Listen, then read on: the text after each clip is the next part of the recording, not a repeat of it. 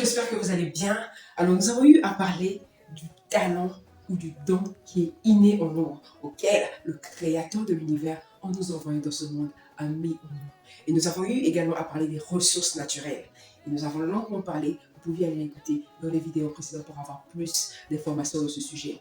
Mais je me suis posé la question de savoir pourquoi des gens n'arrivent pas à pouvoir non seulement détecter ce qui est en eux, ou encore avoir conscience ou confiance de ce qui est là. Alors, abonne-toi et reste avec moi. Vous aurez la dernière chose qui est très importante et plus capitale. Qui suis-je? Je suis Paul Conny, entrepreneur et businesswoman.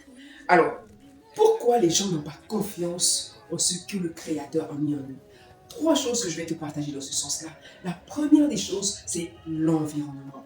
L'environnement auquel nous naissons. Nous savons tous, en Afrique, précisément, qui est le contexte dans lequel nous sommes, et que un enfant qui naît peut avoir des capacités, des talents, mais son environnement va le tuer. Dans la mesure où vous avez des parents, pas forcément ses parents biologiques, mais aussi des parents, des gens à côté de la famille, des gens du quartier autres, qui peuvent être là à dénigrer, à insulter cet enfant.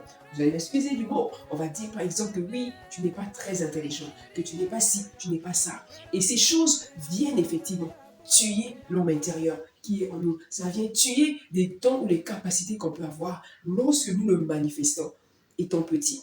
La deuxième des choses, c'est aussi le fait qu'une fois que ces pensées, ces choses entrent en nous, les pensées commencent à se nourrir. Nous commençons, parce que le subconscient n'a pas de raison. Et il a commencé à intégrer cette information comme étant la réalité. Tout ce qu'on disait de négatif sur toi, ces pensées se nourrissent. Et ça crée cette troisième chose qu'on va appeler les habitudes. Et ces habitudes, lorsque ça se hisse, les habitudes deviennent innées. Et on va dire que tu es toujours comme ça, tu es comme ci, tu es comme cela. Mais cela est créé par rapport à quoi? Par rapport, comme nous l'avons dit, aux pensées que vous avez reçues, que vous avez accepté de mettre, qui sont devenues des croyances ou simplement dire des convictions dans le subconscient. Et cela vient par la suite pour impacter les comportements. Alors, comment y remédier?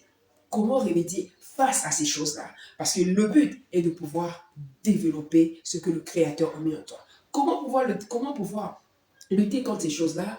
La solution que je donnerais, c'est deux choses. Commencez à changer de paradigme. Commencez à nourrir des pensées qui sont contraires à ce que vous avez toujours reçu. Mettez-vous devant le miroir. Commencez à voir cette créature merveilleuse que vous êtes. Commencez à apprécier. Commencez à vous apprécier. Commencez à voir comment celui qui vous a créé a pris le temps de bien ici la personne que vous êtes. Parce que c'est de cette manière-là que vous allez commencer à changer la façon de penser, aussi à donner l'ordre à votre subconscient ou encore à votre esprit de pouvoir effectivement intérioriser cette nouvelle réalité. Et l'autre chose, comme vous l'avez remarqué, ce sont des paroles. Donc des paroles que vous prenez, des paroles que vous commencez à intégrer, à enregistrer en vous, vont devenir par la suite des comportements, et des comportements influencés sur votre personne deviennent des habitudes. Et cela, vous pouvez espérer par la suite gagner en plusieurs choses. Alors, c'est ce que je voulais te partager. Si ce contenu